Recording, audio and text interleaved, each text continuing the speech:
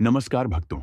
आज हम आपको इस वीडियो में बताएंगे कि चैत्र नवरात्रि का व्रत कौन कौन सी महिलाओं को भूलकर भी नहीं रखना चाहिए, अन्यथा लगता है घोर पाप। भक्तों, इन 7 महिलाओं को भूलकर भी चैत्र नवरात्रि का व्रत नहीं रखना चाहिए। माता रानी ऐसी महिलाओं से कभी खुश नहीं होती हैं और उनके घर में हमेशा दरिद्रता का माहौल बना रहता है और इसका असर उनके पूरे परिवार पर बना रहता है। इसीलिए आप जान लीजिए कि चैत्र नवरात्रि में व्रत के समय कौन कौन सी गलतियां महिलाओं को भूलकर भी नहीं करनी चाहिए। भक्तों, इस चैत्र नवरात्रि में आप व्रत रखो या ना रखो, लेकिन आपको भूलकर भी इस चैत्र नवरात्रि में यह 7 गलतियां नहीं करनी है। अगर यह 7 गलतियां आप कर देते हो तो आपका व्रत खंडित हो जाएगा और आपको घोर पाप लगेगा। जाने कहीं आप भी इन 7 महिलाओं में से तो नहीं हो भक्तों। आपको हम बता दें कि इस वर्ष की चैत्र नवरात्रि पूरे 9 दिनों तक मनाई जाएगी। ना एक भी दिन कम, ना एक दिन ज्यादा, पूरे 9 दिनों तक मनाई जाएगी।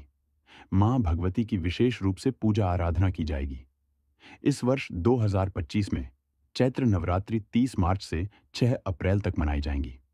कलश स्थापना का शुभ मुहूर्त 30 मार्च को सुबह 6:13 से 10 बजे तक है। नवरात्रि का समापन 6 अप्रैल को होगा और व्रत का पारण उसी दिन किया जाएगा। अभिजीत मुहूर्त में कलश स्थापना करना बहुत ही शुभ और मंगलकारी माना जाता है। जो भी भक्त चैत्र नवरात्रि में सच्ची श्रद्धा और भक्ति से शुभ मुहूर्त के समय में मां दुर्गा और मां दुर्गा के 9 रूपों की पूजा करता है, तो वह पूजा बहुत ही शुभ और मंगलकारी मानी जाती है। शुभ समय में पूजा पाठ करने से समस्त देवी देवताओं की कृपा आपको प्राप्त हो सकती है और शुभ समय में ही पूजा पाठ करने से देवी देवता प्रसन्न होते हैं। इसके साथ साथ जो लोग शुभ मुहूर्त देखकर पूजा पाठ करते हैं, उन्हें उस पूजा पाठ का फल दुगना होकर मिलता है। भक्तों, चैत्र नवरात्रि बहुत ही शुभ और मंगलकारी मानी जाती है, क्योंकि यह घर में सुख, समृद्धि, धन दौलत और शांति प्रदान करती है तथा घर से गरीबी और दरिद्रता को नाश करती है। घर में माता रानी का आगमन होता है। चैत्र नवरात्रि का व्रत हिंदू धर्म बहुत ही महत्वपूर्ण व्रत है, जो कि माता की आराधना के लिए महिलाएं व पुरुष व्रत रखते हैं। लेकिन क्या आप जानते हैं, कुछ ऐसी महिलाएं भी हैं जो इस व्रत को ना रखें तो अच्छा है, नहीं तो आपको माता रानी के क्रोध का सामना करना पड़ सकता है। मान्यताओं के अनुसार आज हम जिन महिलाओं के बारे में बात करने वाले हैं, उन्हें नवरात्रि के व्रत से हमेशा दूर रहना चाहिए, नहीं तो आपके साथ कुछ बुरा हो सकता है। आपका पति किसी संकट में आ सकता है, यह आपके परिवार का कोई ना कोई सदस्य किसी न किसी भारी मुसीबत में पड़ सकता है और घर में दरिद्रता का वास हो जाता है और माता लक्ष्मी हमेशा के लिए उस घर को छोड़कर चली जाती हैं। तो चलिए जानते हैं कौन सी ऐसी महिलाएं हैं जिन्हें चैत्र नवरात्रि का व्रत नहीं रखना चाहिए और वह कौन कौन सी गलतियां हैं जिन्हें चैत्र नवरात्रि में नहीं करनी चाहिए। तो चलिए शुरू करते हैं। लेकिन उससे पहले अगर आप भी चाहते हैं कि लक्ष्मी माता का आशीर्वाद आप पर बना रहे, तो इस वीडियो को एक लाइक करें और आपके अपने चैनल गुरु जी का ज्ञान को सब्सक्राइब कर लें और कमेंट बॉक्स में जय लक्ष्मी माता जरूर लिखें। इससे हमें मोटिवेशन मिलता है, जिससे हम आप लोगों के लिए और अच्छे अच्छे वीडियो बना पाते हैं।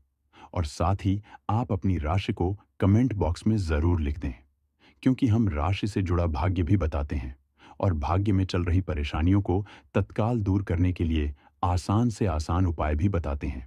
इसलिए आप अपनी राशि कमेंट बॉक्स में जरूर लिख दें। नंबर 1, भक्तों, अगर आप चैत्र नवरात्रि के दौरान कोई भी व्रत या पूजा सिर्फ दिखावे के लिए करते हैं, तो यह बहुत बड़ा पाप माना जाता है। ऐसा करने से न केवल आप देवी देवताओं का अपमान करते हैं, बल्कि इसके दुष्परिणाम भी भुगतने पड़ते हैं। माता भगवती ऐसे लोगों से कभी प्रसन्न नहीं होती, बल्कि उनके जीवन में परेशानियां बढ़ जाती हैं। मां दुर्गा की कृपा पाने के लिए सच्चे मन से उनकी भक्ति करना बहुत जरूरी है। अगर आप सच्चे दिल से माता रानी को पुकारेंगे और श्रद्धा के साथ पूजा पाठ करेंगे, तो ही वे प्रसन्न होंगी और आपको सुख समृद्धि का आशीर्वाद देंगी। धर्म और शास्त्रों का सही ढंग से पालन करना ही असली पूजा होती है। इसलिए किसी भी धार्मिक अनुष्ठान को सिर्फ दिखावे के लिए न करें, बल्कि पूरे श्रद्धा भाव से माता की आराधना करें। नंबर 2, भक्तों, चैत्र नवरात्रि का व्रत और पूजा सच्ची श्रद्धा और पवित्रता के साथ की जानी चाहिए। जो लोग अपने आचरण में पवित्र नहीं होते, उनके लिए यह व्रत कोई लाभ नहीं देता। जब इंसान के विचार और कर्म शुद्ध नहीं होते, तो उसकी पूजा भी सफल नहीं होती। इसलिए अगर कोई व्यक्ति धर्म और नैतिकता के रास्ते से भटक चुका है, तो पहले उसे अपने जीवन को सही दिशा में लाना चाहिए। मां भगवती की कृपा उन्हीं पर होती है जो सच्चे मन से उनकी आराधना करते हैं और अपने तन मन और कर्म को पवित्र रखते हैं। पूजा का असली फल तभी मिलता है जब हम भीतर से शुद्ध और श्रद्धालु हों। नंबर 3, भक्तों शास्त्रों के अनुसार विवाह दो आत्माओं का पवित्र बंधन होता है, जिसे आजीवन निभाना सबसे शुभ माना जाता है। जब पति पत्नी साथ मिलकर पूजा और व्रत करते हैं, तो माता रानी की विशेष कृपा प्राप्त होती है। अगर कोई दंपत्ति अलग हो चुका है, तो यह जरूरी नहीं कि उनकी भक्ति स्वीकार ना हो, लेकिन शास्त्रों में यह बताया गया है कि माता रानी उस जोड़े से अधिक प्रसन्न होती हैं जो साथ में रहकर श्रद्धा और प्रेम से उनकी आराधना करता है। एकता और समर्पण से किया गया पूजा पाठ अधिक फलदायी होता है। इसीलिए पति पत्नी को मिलकर व्रत और पूजा करनी चाहिए, जिससे माता भगवती की विशेष कृपा प्राप्त हो सके और उनका आशीर्वाद घर परिवार पर बना रहे। नंबर 4, भक्तों, अगर आपको कोई गंभीर बीमारी है, जैसे शुगर, दिल की बीमारी, हाई बीपी, कमजोरी या चक्कर आने की समस्या, तो नवरात्रि का व्रत रखना आपके स्वास्थ्य के लिए नुकसानदायक हो सकता है। व्रत के दौरान लंबे समय तक भूखा रहने से आपकी सेहत बिगड़ सकती है, जिससे गंभीर स्थिति भी पैदा हो सकती है।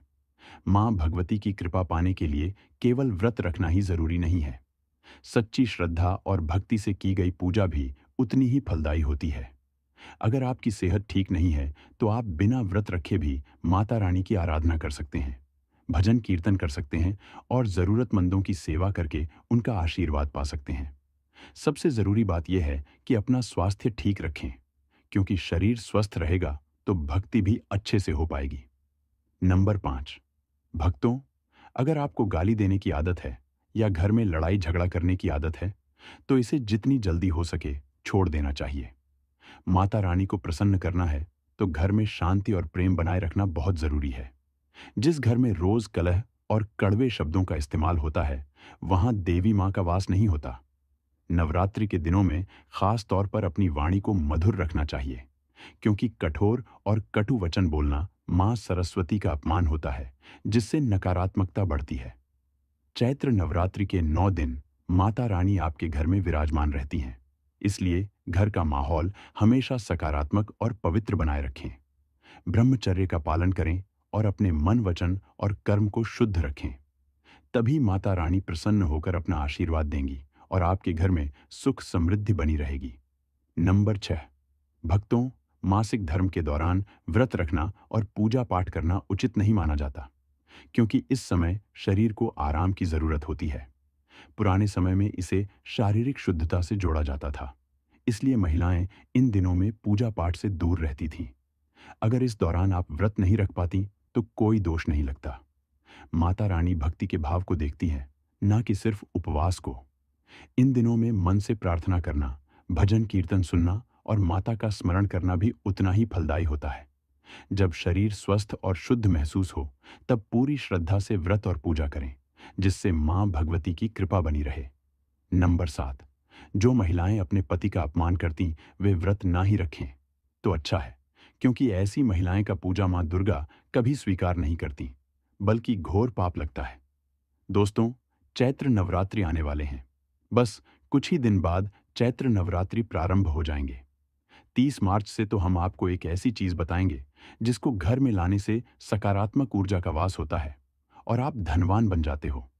ऐसे में यह छोटी चीज घर में लाने से माता रानी खुशी खुशी अपने घर में से चली आती है। इस चीज को घर लाने से माता रानी अवश्य प्रसन्न होती है। यही चीज चैत्र नवरात्र पर घर में लाना बहुत ही शुभ और मंगलकारी माना जाता है। तो चलिए जानते हैं, लेकिन उससे पहले अगर आप भी चाहते हैं कि लक्ष्मी माता का आशीर्वाद आप पर बना रहे, तो इस वीडियो को एक लाइक करें और आपके अपने चैनल गुरु जी का ज्ञान को सब्सक्राइब कर लें और कमेंट बॉक्स में जय लक्ष्मी माता जरूर लिखें। इससे हमें मोटिवेशन मिलता है, जिससे हम आप लोगों के लिए और अच्छे अच्छे वीडियो बना पाते हैं और साथ ही आप अपनी राशि को कमेंट बॉक्स में जरूर लिख दें, क्योंकि हम राशि से जुड़ा भाग्य भी बताते हैं और भाग्य में चल रही परेशानियों को तत्काल दूर करने के लिए आसान से आसान उपाय भी बताते हैं। इसीलिए आप अपनी राशि कमेंट बॉक्स में जरूर लिख दें। नंबर 1, भक्तों, चैत्र नवरात्रि के दौरान 16 श्रृंगार का सामान घर में लाना बहुत ही शुभ माना जाता है। अगर इसे घर के मंदिर में रखा जाए या जहां माता रानी की स्थापना की गई हो, वहां रखा जाए तो मां दुर्गा की विशेष कृपा प्राप्त होती है। इससे घर में सुख समृद्धि आती है और जीवन से दरिद्रता दूर होती है। शास्त्रों में बताया गया है कि नवरात्रि के 9 दिनों में 16 श्रृंगार का सामान माता रानी को अर्पित करना बहुत मंगलकारी होता है। ऐसा करने से पूरे वर्ष देवी मां की कृपा बनी रहती है और परिवार पर सकारात्मक ऊर्जा का प्रभाव पड़ता है। माता रानी को प्रसन्न करने के लिए श्रद्धा और प्रेम से उनकी पूजा करें और इस शुभ वस्तु को उनके चरणों में अर्पित करें, जिससे आपके घर में हमेशा सुख, शांति और बरकत बनी रहे। नंबर 2, भक्तों, चैत्र नवरात्रि के अवसर पर घर में शंख और गंगा जल लाना बहुत शुभ माना जाता है। शास्त्रों के अनुसार जिस घर के मंदिर में शंख नहीं होता, वहां देवी देवताओं का वास नहीं होता। शंख का सनातन धर्म में विशेष महत्व है और इसे नियमित रूप से बजाने से घर में सकारात्मक ऊर्जा बढ़ती है, नकारात्मकता दूर होती है और मां लक्ष्मी की विशेष कृपा प्राप्त होती है। इसी तरह गंगा जल को बहुत पवित्र माना जाता है। जिस घर के मंदिर में गंगा जल नहीं होता, वह अपवित्र माना जाता है। गंगा जल रखने से घर का वातावरण शुद्ध और पवित्र बना रहता है। अगर गंगा जल लाना संभव ना हो, तो किसी पवित्र स्थान या तीर्थ का जल लाकर घर में रखें। इससे भी वही शुभ फल प्राप्त होते हैं और देवी देवताओं की कृपा बनी रहती है। नंबर 3, भक्तों, चैत्र नवरात्रि के 9 दिनों में सोना, चांदी या तांबे के सिक्के घर के मंदिर में रखना बहुत शुभ माना जाता है। शास्त्रों के अनुसार इन धातुओं को विशेष रूप से नवरात्रि के दौरान घर में लाने से उनका फल कई गुना बढ़ जाता है। अगर यह सिक्के माता रानी के चरणों में अर्पित किए जाएं, तो देवी मां अत्यंत प्रसन्न होती हैं और घर में सुख समृद्धि का वास होता है। यह न केवल आर्थिक रूप से शुभ होता है, बल्कि घर की ऊर्जा भी सकारात्मक बनी रहती है। इसलिए नवरात्रि के दौरान इन धातुओं को मंदिर में जरूर रखें और पूरी श्रद्धा से माता रानी की पूजा करें, जिससे उनका आशीर्वाद सदा बना रहे। नंबर 4, भक्तों, चैत्र नवरात्रि के दौरान मोर पंख घर के मंदिर में रखना बहुत शुभ माना जाता है। मां सरस्वती को मोर पंख अत्यंत प्रिय होता है और इसे मंदिर में रखने से कई लाभ मिलते हैं। विशेष रूप से नवरात्रि के दिनों में अगर इसे माता रानी के चरणों में अर्पित किया जाए, तो देवी दुर्गा प्रसन्न होती है और घर में सुख शांति बनी रहती है। मोर पंख नकारात्मक ऊर्जा को दूर करता है और सकारात्मकता को बढ़ाता है। इसलिए नवरात्रि के दौरान इसे घर के मंदिर में जरूर रखें और श्रद्धा के साथ पूजा करें, जिससे देवी मां की कृपा सदैव बनी रहे। भक्तों, अब बात करते हैं माता रानी को नवरात्रि में कौन सी चीज अर्पित कर सकते हैं। दोस्तों, भूलकर भी माता रानी को यह चीज कभी अर्पित मत करना, नहीं तो सारी जिंदगी बर्बाद रहोगे। जिंदगी भर रोने के सिवा कुछ नहीं मिलेगा। भक्तों, नंबर 1, भक्तों, हिंदू धर्म में नारियल को बहुत ही शुभ और पवित्र माना जाता है। इसे श्रीफल कहा जाता है, जो सुख, समृद्धि, धन, श्रद्धा और सम्मान का प्रतीक होता है। किसी भी मांगलिक कार्य में नारियल का विशेष महत्व होता है और बिना इसके पूजा अधूरी मानी जाती है। खासकर नवरात्रि के दौरान माता रानी की पूजा में नारियल का उपयोग किया जाता है।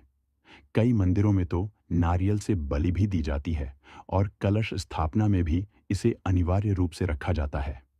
नारियल कई प्रकार के होते हैं, एक हरा नारियल और दूसरा सूखा नारियल, जिसके अंदर पानी भरा होता है। जब भी माता रानी की पूजा करें तो हमेशा पानी वाला और जटा वाला नारियल ही अर्पित करें। खासकर जब नवरात्रि के दौरान कलश स्थापना की जाती है, तो उसमें साबुत नारियल रखा जाता है। टूटा हुआ या लटका हुआ नारियल पूजा के लिए अशुभ माना जाता है, क्योंकि साबुत नारियल ही पूर्णता और पवित्रता का प्रतीक होता है। यह सुख समृद्धि को आकर्षित करता है और देवी मां की कृपा को घर में बनाए रखता है। इसलिए कलश स्थापना करते समय हमेशा साबुत नारियल का ही चयन करें और उसे विधि पूर्वक स्थापित करें। कलश पर नारियल रखते समय एक महत्वपूर्ण बात यह ध्यान में रखनी चाहिए कि नारियल को हमेशा लेटा कर रखा जाता है, खड़ा करके नहीं। शास्त्रों के अनुसार जब नारियल को सही विधि से रखा जाता है, तभी पूजा और व्रत का पूर्ण फल प्राप्त होता है। नारियल को कलश के ऊपर स्थापित करने से पहले उसे लाल कपड़े में लपेट लेना चाहिए। ऐसा करने से इसका शुभ प्रभाव कई गुना बढ़ जाता है और माता रानी की कृपा अधिक प्राप्त होती है।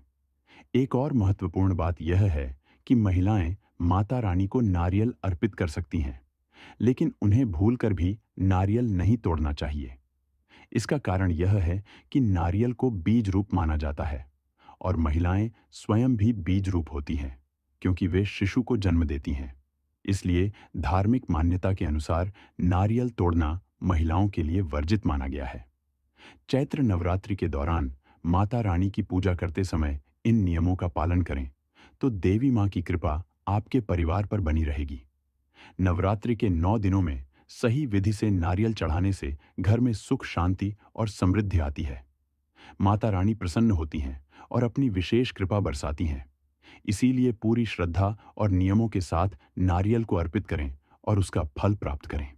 नंबर 2, भक्तों, माता रानी की पूजा में लौंग का इस्तेमाल बहुत शुभ माना जाता है। लेकिन क्या आप जानते हैं कि वास्तुशास्त्र के अनुसार घर में कई चीजें ऐसी होती हैं जिनका सही या गलत तरीके से रखना हमारी सुख, समृद्धि और आर्थिक स्थिति पर गहरा असर डाल सकता है। खासकर चैत्र नवरात्रि के दिनों में इन बातों का ध्यान रखना और भी जरूरी हो जाता है, क्योंकि इन 9 दिनों में मां दुर्गा स्वयं घर में विराजमान होती हैं। घर में हरे भरे पौधे रखना बहुत शुभ माना जाता है, क्योंकि यह सकारात्मक ऊर्जा को बढ़ाते हैं और घर में खुशहाली लाते हैं। लेकिन अगर इनकी सही देखभाल नहीं की जाए और पौधे सूखने लगे तो इससे नकारात्मक ऊर्जा बढ़ सकती है, जिससे घर में अशांति का माहौल बन सकता है। इसलिए अगर आप घर में पौधे रखते हैं तो उनकी सही देखभाल जरूर करें, ताकि उनका सकारात्मक प्रभाव बना रहे। घर में चमगादड़ का आना वास्तु दोष उत्पन्न करता है और इसे बहुत अशुभ माना जाता है। यह न केवल नकारात्मक ऊर्जा को आकर्षित करता है, बल्कि घर की आर्थिक स्थिति पर भी बुरा प्रभाव डाल सकता है। इसलिए अगर घर में चमगादड़ दिखाई दें तो उन्हें तुरंत बाहर करने के उपाय करें। रात के खाने के बाद बर्तन ना धोकर छोड़ देना भी मां लक्ष्मी को नाराज कर सकता है। शास्त्रों में कहा गया है कि जो घर साफ सुथरा और व्यवस्थित होता है, वहां मां लक्ष्मी का स्थायी वास होता है। लेकिन गंदगी और अव्यवस्था होने से देवी कृपा नहीं टिकती। इसलिए नवरात्रि के दिनों में खास तौर पर घर की सफाई का ध्यान रखें और रात को बर्तन साफ करके ही सोएं, ताकि घर में सकारात्मक ऊर्जा बनी रहे। झाड़ू को भी विशेष आदर दिया जाता है, क्योंकि इसे मां लक्ष्मी का प्रतीक माना गया है। झाड़ू को कभी भी लापरवाही से नहीं रखना चाहिए और ना ही इसे किसी के सामने रखना चाहिए। इसे नजरों से दूर रखना अच्छा होता है, ताकि घर में बरकत बनी रहे। इसी तरह नहाने के बाद बाथरूम को गंदा छोड़ना वरुण देवता को नाराज कर सकता है, जिससे धन की हानि हो सकती है। इसलिए घर के हर हिस्से को साफ रखना बहुत जरूरी है। तुलसी का पौधा अत्यंत पवित्र माना जाता है और नवरात्रि के दौरान शाम के समय इसे छूने से बचना चाहिए। शास्त्रों में कहा गया है कि तुलसी के पौधे को सूर्यास्त के बाद नहीं छूना चाहिए, क्योंकि इससे मां लक्ष्मी अप्रसन्न हो सकती हैं। साथ ही शाम के समय बाल और नाखून काटने से भी बचना चाहिए, क्योंकि ऐसा करने से सौभाग्य बाधित हो सकता है। हल्दी, दूध, नमक और चीनी जैसी चीजें उधार देने से घर का सौभाग्य कम हो सकता है।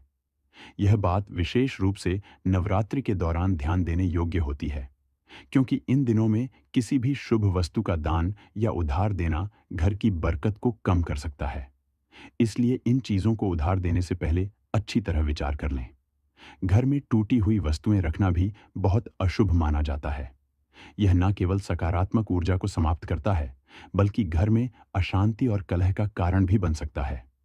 इसलिए यदि घर में कोई टूटी हुई चीज पड़ी है तो उसे तुरंत हटा देना चाहिए, ताकि घर का माहौल सकारात्मक बना रहे। डस्टबिन को सही दिशा में रखना भी बहुत महत्वपूर्ण होता है। अगर इसे गलत स्थान पर रखा जाए तो यह आर्थिक नुकसान का कारण बन सकता है। वास्तुशास्त्र के अनुसार डस्टबिन को हमेशा ऐसी जगह रखना चाहिए जहां से वह घर के मुख्य द्वार से नजर न आए। इससे घर में धन और समृद्धि का प्रवाह बना रहता है। बिस्तर पर बैठकर खाना खाने की आदत भी सही नहीं मानी जाती। ऐसा करने से मां लक्ष्मी और मां अन्नपूर्णा नाराज हो सकती हैं, जिससे घर में धन और अन्न की कमी हो सकती है।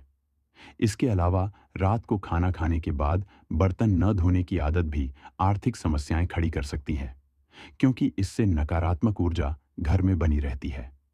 नवरात्रि के दिनों में विशेष रूप से इन बातों का ध्यान रखना बहुत जरूरी होता है, क्योंकि इन दिनों में मां दुर्गा स्वयं घर में निवास करती हैं।